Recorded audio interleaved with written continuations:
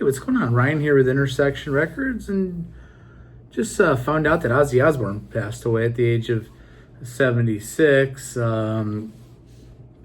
He just had a very successful last show with Black Sabbath and his solo band, Ozzy Osbourne, featuring Zakk Wylde and Mike Inez and Tommy on drums. And now finding out that he has passed away at the age of 76. His family says this, it is with more sadness than mere words can convey that we have to report that our beloved Ozzy Osbourne has passed away. His family said in a statement Tuesday, July 22, 25, he was with his family and surrounded by love. We ask everyone to respect our family privacy at this time. Sharon, Jack, Alice, Amy, and Lewis. He's suffered some health issues in recent years, and Ozzy Osbourne in my life has been around since I first knew what rock music was. I knew what Black Sabbath was before I knew what Led Zeppelin was, taking family trips up to Detroit where my cousin turned me on to Paranoid, the album, and songs like Iron Man. Then leaving Black Sabbath and forming a incredibly successful solo career with the two great albums, Diary of a Madman and Blizzard of Oz, with Randy Rhoads, and then moving on to The Ultimate Sin and Bark at the Moon with Jakey Lee, and then continuing his solo legacy with Zakk Wylde and Gus G and others on guitars, but mostly Zakk Wylde. But of course, really the landmark of all of it is Black Sabbath and the true creation of what becomes heavy metal. Not just hard rock, something darker than hard rock, something heavier than hard rock, something more detuned than hard rock, and something more sinister. He truly created a pathway forward for that type of music, followed by bands like Judas Priest, followed by bands like Maiden.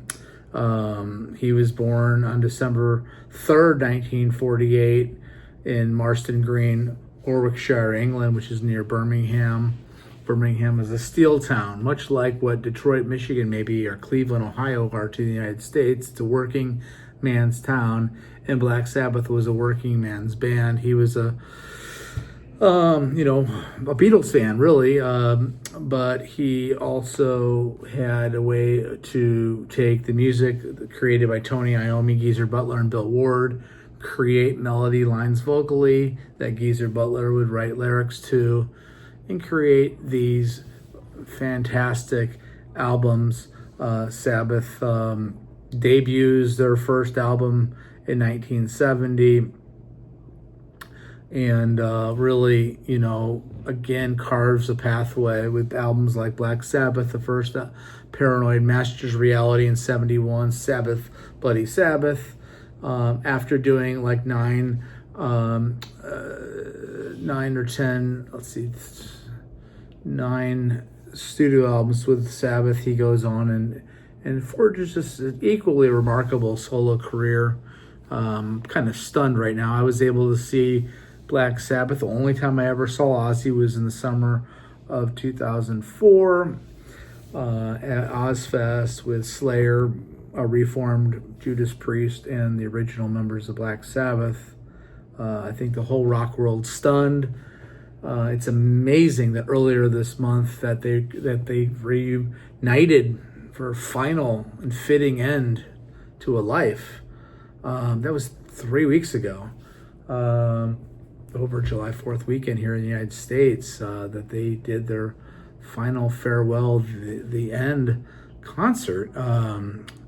It's just insane that he's now passed away after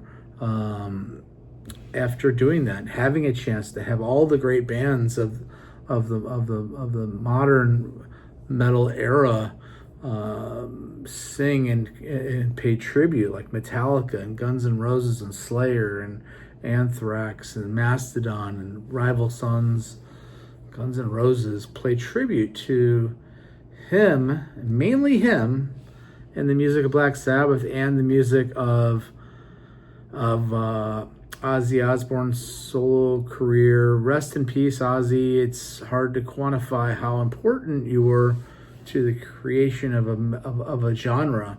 And if rock and roll is dead, heavy metal certainly is not dead. Around the world, you know, the legendary tales of biting the heads off of bats and peeing on the Alamo, and just the crazy rock and roll lifestyle and the crazy train, so to speak, that he was on, and really,